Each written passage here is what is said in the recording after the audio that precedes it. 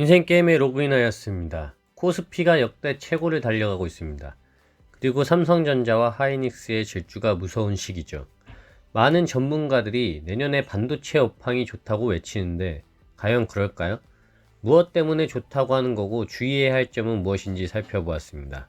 참고로 반도체에 대한 이해를 더 돕기 위해서 혹은 더 알고 싶으신 분은 제가 지난번에 올린 반도체 제조 과정 영상과 세계 최강의 싸움 삼성전자 vs TSMC를 시청하시면 훨씬 도움이 될 것입니다. 반도체 업황이 좋다고 하는 이유 4가지 시작해 보시죠. 1번 반도체 사이클 17, 18년도 반도체는 최대 호황기를 맞이합니다. 그리고 사이클이 꺾인 2018년 후반부터 19년까지는 주춤주춤했죠. 꽤 지루한 행보장이었습니다. 그리고 지금까지 재고가 소진되어 오면서 새로운 반도체 사이클이 돌아오고 있는 시점으로 보고 있습니다. 반도체 사이클은 반복됩니다. 과거에는 전자제품 수명 주기에 맞춰서 돌아오고 했으나 첨단 기술의 발전과 전자제품 수요의 증가로 사이클 주기 곡선이 축약되고 있죠.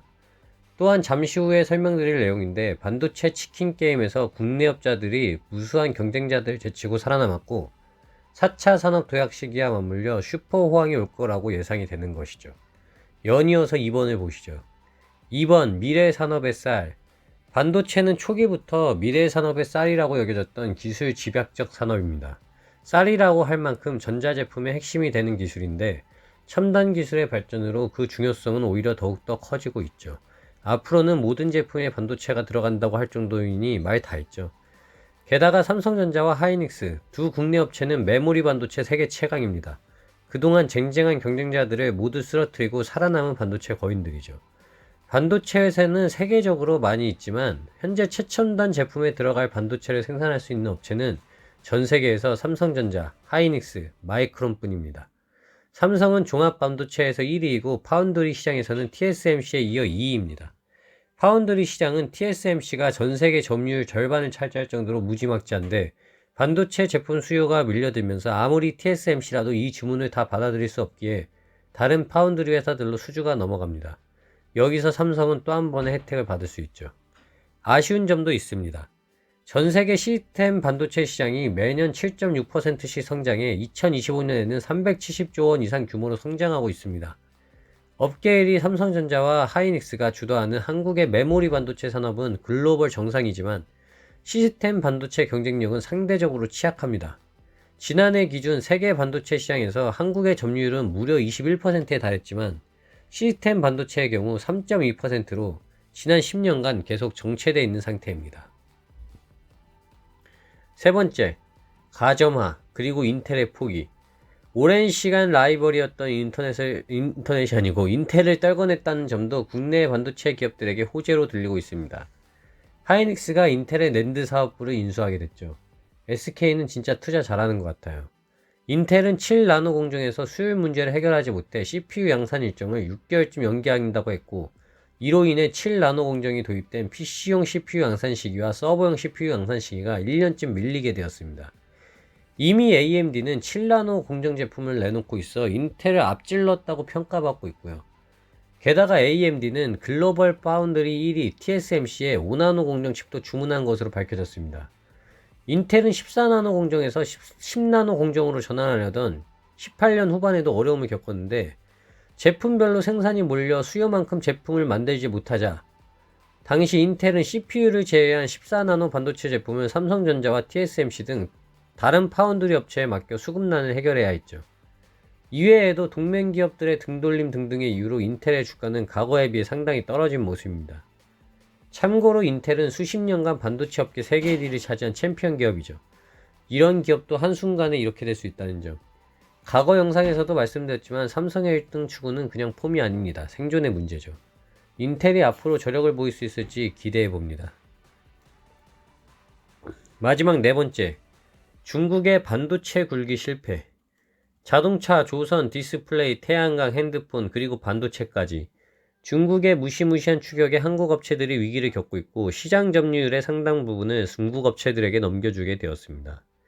한국의 최후의 보루라고 여겨지던 반도체까지 위협을 받고 있었고 얼마 전까지 여러 언론부터 시작해서 반도체 위기설의 주인공으로 중국 업체들의 성장을 꼽았습니다. 그리고 실제로 매우 위협적이었고요. 잘 나가던 디스플레이와 핸드폰이 저가 공세에 밀리고 조선마저 중국과 경쟁해야 하는 상황이 온 지금 반도체까지 위태로울 수 있다는 이야기였죠. 하지만 럼프 형님의 대중국 견제로 인해 국내 업체들은 수혜를 보게 되었습니다. 미국 상무부가 중국 최대 반도체 파운드리 업체인 SMIC와 세계 최대 드론 제조업체 다장테크놀로지를 블랙리스트에 올렸거든요. 중국 정부가 반도체 굴기를 목표로 집중 지원하고 있는 SMIC는 미국 기술에 대한 접근이 전면 차단될 것으로 보입니다. 미 상무부는 SMIC의 경우 10나노미터 이하의 반도체 생산 기술에 접근하지 못하도록 할 것이라고 했는데 10나노 이하 반도체 생산은 앞서 말씀드린 대로 일부 업체가 전 세계를 가점하고 있죠. 중국 정부가 반도체 굴기를 목표로 집중 지원하고 있는 SMIC는 기술과 자본시장에서 모두 배제된 셈입니다.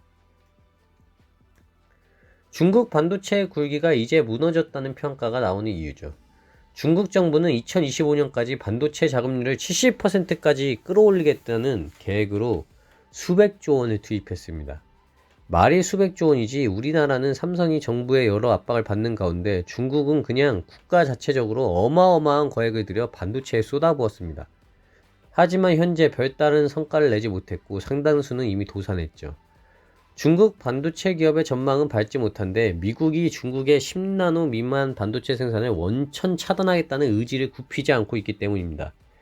삼성전자를 비롯한 글로벌 반도체 업계들은 초나노 경쟁을 가속화하고 있죠. D램이 4세대 10나노로 낸드가 178단으로 본격 진입합니다. 파운드리 부문에서는 2020년에는 3나노 양산도 준비 중이에요.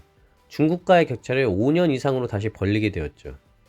하지만 아직 방심할 수는 없습니다. 아직 건재한 회사들이 있거든요. D램 제조사인 창신메모리는 모기업을 통해 중국 정부에서 약 2조 6천억 원을 지원받았습니다. 그 밖에 회사들 중 일부는 내년부터 10년간 법인세 면제도 받습니다. 게다가 중국 정부는 칭하유니와 HSMC 등 도산위기 기업들 지분을 인수하고 직접 경영체제를 만들고 있어요. 이미 SMIC와 주요 기업 지분 상당수가 중국 정부 소유, 그래서 초거대 반도체 기업을 만들 수 있다는 전망도 나오고 있습니다. 중국이 노골적으로 인재 영입에 나선 것도 주요 이슈인데요. 업계에 따르면 중국 기업들은 최근 미국과 한국에서 근무하는 인력들을 적극 모집하고 있습니다. SMIC는 대만 TSMC 장상희 전 최고 기술 책임자를 영입하기도 했습니다. 해외에 있던 인력들도 최근 중국으로 돌아와서 스타트업을 설립하고 있습니다. 무시무시한 추격이죠. 정말 무섭습니다. 이상 4가지 반도체 업황이 좋다고 하는 이유와 그 뒤에 숨은 업계 상황 및 그림자들을 살펴보았습니다. 투자 시 유의하시고 살펴주세요. 정보가 좋았다면 좋아요와 구독 부탁드립니다. 감사합니다.